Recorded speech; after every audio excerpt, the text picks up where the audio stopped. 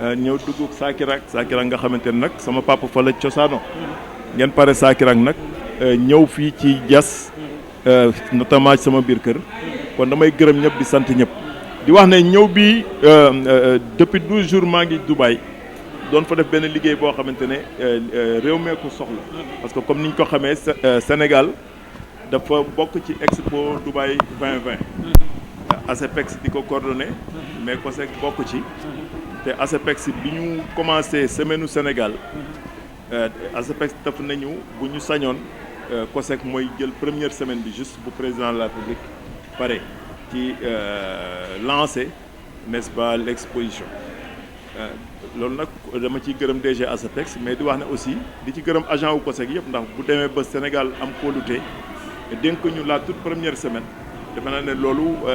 liggéey waa COSEC la ak kóolute bi ci président République am ak bi ci ASEPEX am kon yaakaar naa ne assuré nañ ko def nañ fa un grand forum boo xamante ne wax nañu ci benn thématique bu am solo muy le Sénégal grande porte logistique de l'Afrique man nag bi ma nee may animé ñun COSEC première semaine bi dama ci boole douane boole ci COSAMA boole ci port boole ci également Gaïndé 2000 donc yaatal ko pour que structure état bi yëpp ñëw ñu bokk ko jaayaale l'image du Sénégal à l'étranger donc profité naa ci également en tant que DG COSEC am fa ay rencontre yu am solo yoo xamante ne ci projet wu COSEC lañ doon wax muy projet yu am solo pour COSEC donc semaine bu 12 jours yu metti la woon yoo xamante ne aussi suba ak ngoon da ngay liggéey ngoon gi ngay am ay rencontre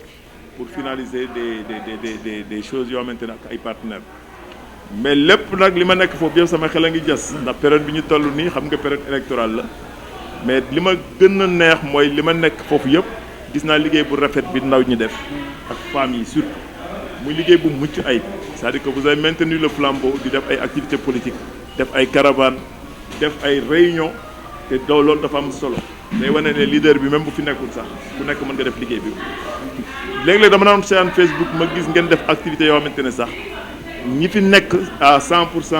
mënuñu ko def mais nag c'est parce que yéen da ngeen nekk ci yoon boo xamante ne yoonu dëgg la moo tax ba tax na tey bi ma egsee man dama leen namoon trop moo tax bi ngeen ne moon nañ def accueil man leen amul benn problème nañ ko def muy accueil boo xamante ne aussi jaar na ci yoon te gis nañ ne population yi fañ ñu teg fañ ñu tegoon lañ ñu teg ba léegi ma retenir ci surtout beneen leçon mooy que ne nit booy def dara rek def ko te gëm ko parce que boo seetloo depuis 2014 ak léegi 7 ans yooyu mosuñu teggi suñu loxo ci village ci quartier yi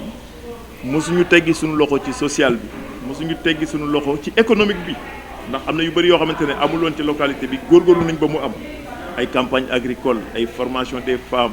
formation des jeunes ay transformation des produits locaux di encadrer ay structures liggéey boobu dafa ne depuis juróom-ñaari at ak ñi ñu koy def te bàyyiwuñu benn ruq ak ruqaat ci commune liggéey boobu nag dafa am importance te tey ji population yi am nañu yaakaar trop ci ñun su ma nee ñun mooy équipe bi nu nekkal pour mën a jël commune Diass teg ko ci raay commune Diass nag am na ñu fi nekk maire bi fi nekk moom dafay eggali mandat wu maire bi gaañu daaw yàlla na ko yàlla xare aljana muy Alioune Samba Ciss kon kooku AFP la bokkoon maire bi fi nekk bokk parti socialiste mais day eggali mandat wu maire AFP bi fi nekkoon et ça c'est important nit ñi xam ko et comme da koy eggali mandat bi nag 18 mois la ci defagum mais man jàpp naa ne système bi globalement changé wul et que ñun def nañ le travail politique qu'il faut et là je m'adresse à tout le monde en disant que politiquement liggéey bi ci waroon def nañ ko ba ñuy collecter parrainage du collecter 70% au parrainage def le travail politique à la base Diass c'est 17 villages 17 villages yooyu bu ci nekk dem nañu fa te man tey ji bu élection amoon suba à Diass je garantis au moins 14 villages yoo xamante ne daf ñu leer ne on va l'emporter dans ces 14 villages à minimum 60% dans ces villages ñeneen ñetti villages yi mën na am ballottage comme mën nañ ko gagner aussi je ne dis pas qu'on va perdre les 3 villages yooyu moo wax yooyu may wax ni mën nañ koo gagner comme mën nañ ko bañ a gagner te ci 17 villages yooyu villages yi ci ëpp solo yi ci ëpp électeurs ci 14 yi moo wax ne mën nañ ko gagner yooyu ci la kon élection mën na bañ am sax commune Diass on va gagner ces élections population yi dañ am fu ñu teg suñu équipe bi dañ ci ñu ànd nag ak ay parti yoo xamante ne waxuma ay nit ay parti ay nit ñoo xamante ne tey ku ci nekk da nga liggéey benn crédibilité da nga am sa crédibilité bopp indaale valeur ajoutée léeg-léeg mën nga allié ak nit mu tirer le vers le bas maanaam mu ñëw ak ay casserole am fexe ba wàññil la même en popularité mais ñun ñi ànd ak ñun dañu indil un plus su ma jëlee exemple ci bés du ñàkk le bés du ñàkk pesait en 2014 12% de l'électorat à Diass 12,7%. ndax ils avaient eu ñoom 1071 voix ci élection boo xamante ne 8300 nit ñoo voté kon lu muy tekki day tekki ne ñooñu tey jii bu ñu ñëwee ànd ak ñun c'est un plus te laata ñuy ànd ak ñun man pour une première participation en 2014 j'avais eu 24% avec handicap yëpp nag waaw te 24% yooyu man jàpp naa ne multiplié nañ ko par 2 wala par 3 te bés du ñàkk renforcé wu na également dans la localité ba tax na képp kuy wax ci Diass xoolal les forces en présence bul xool riir gi rek waaw ndax am na riir gi fi am boo xamante ne léeg-léeg gars yi dem luwee seeni oto ñëw créé benn riir mais riir gi ma pënd la rek mathématiquement on va gagner ces élections ici dans la localité loolu ñi yeewoo commune Diass xam nañ ko te ñëpp xam nañ ko te li ko gën a yombal nag mooy dans le cadre de Benno Bokk Yaakaar y a pas photo 2019 ñetti collecteur moo am man Aline Samba Ciss Abdourahmane Niang bu Bandia APR la bokk ñëw na ànd ak man Aline Samba Ciss yàlla moom na ko te man kenn rek décote naa 70% des parrainages de Benno loolu waxatuñ ko ba pare ma ànd ak une bonne partie du parti socialiste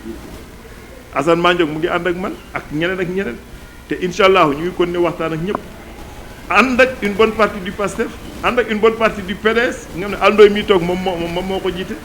ànd ak une bonne partie des xalifis nga xam ne Malick Diallo moo fa nekk ànd ak le MRDS totalement tey jii rek imam Issa Diouf mu ngi may feddaliwaat kóllëre boobu ànd également ak ay cadres de cette localité ànd ak beaucoup de chefs de village beaucoup d'imams ak beaucoup de chefs de quartier ndax grande mosquée wu Diass yëpp dañ leen jàppale xam ñun bëgguñu di wax imam yi xam nañu ñun ñu xam chef de village yi xam nañu ñun ñu xam kon tey jii mën nañ ne Diass mokk na rumbax